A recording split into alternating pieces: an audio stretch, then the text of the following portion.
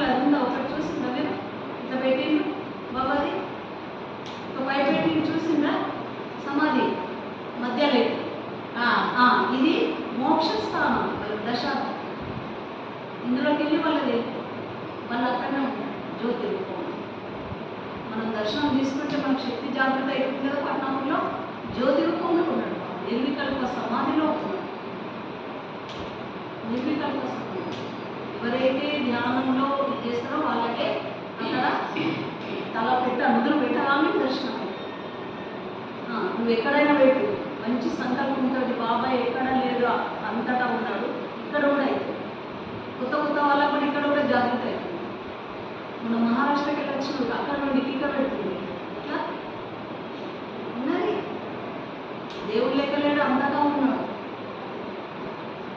మూల స్థానము 7 దేవుళ్ళు ఒక్కొక్క స్థానంలో ఉంటారు మనలో. పల్లి మూలాధార చక్రము, స్వాధిష్టాన చక్రము, విశుద్ధ చక్రము, అనాహత చక్రము, ఆజ్ఞా చక్రము, సాక్షార చక్రము. 7 దేవుళ్ళు మన లోపలనే ఉన్నారు. 7 కొండల వాడు మన లోపలనే ఉన్నారు. 7 కొండలు అవి కొండలు కదా. చూడడానికి ప్రకృతి బాగుంది. 7 కొండలు, 7 దేవుళ్ళు మన లోపల ఉన్నారు.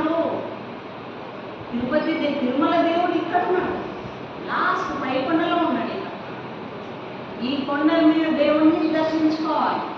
ఒక్కొక్క కొండను దాటాలి. ఒక్కొక్క కొండను దాటాలంటే మామూలుగా ఎన్నో ముసళ్ళు ఉన్నాయి, ఎన్నో రకాలు ఉన్నాయి మన లోపల. రాగ ద్వేష కపటాలు, అహంకారం, ఆశ, వాసన, విషయ వాసనలు ఎందరో మన లోపల పెద్ద పెద్ద రాక్షసులు ఉన్నారు. ఇలా ఉన్నారు. మొత్తం దాటనీయరు. ఒక్కొక్క కొండ దాటితే ఇంకా అడ్డమస్తాను యుద్ధం. ఎట్లా దాటుతో చూస్తాను, ఇంకా యుద్ధం చేస్తాను. సినిమాల్లో చూస్తాం కదా. అట్లా మన లోపల ఒక్కొక్క చక్రం దాటినా కొద్దీ మన అభివృద్ధి యుద్ధం చేయాలి. అంటే జ్ఞానం ఎక్కువ చేయాలి. జ్ఞానం ఎక్కువ చేసి మితంగా ఉంటే అప్పుడు మనం ఈ 7 కొండల పై దాకా 7 దేవుణ్ణి మనం దర్శించుకున్నాం. అలా నిజమే ఉంది. ఇలా ఉంటాడు చేస్తా నిజం అన్ని పెట్టినాయంటే నిజం, అబద్ధం కాదు, నిజం. నాకు ఎట్లా దర్శనం అయిందంటే ఆ బంగారు స్వర్ణ దేవుడు ఇట్లా పట్టుకుంటున్నా, ఆ 7 కొండల దేవుడు.